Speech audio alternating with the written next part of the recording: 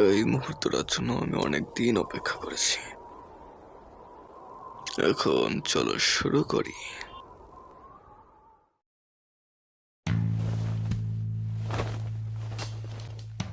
এটার আর দরকার নেই,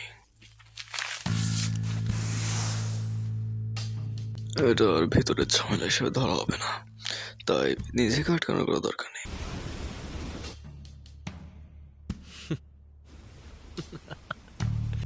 বুঝলাম, তুমি ট্রুপের সদস্য না। আমি তোমার সাথে লড়তে পারবো না, বরং আমি লড়াইয়ের যোগ্য না। ও আমার হার্টে জাজমেন্ট চেন ব্যবহার করেছে, এর মানে আমি আমার নেন ব্যবহার করতে পারবো না।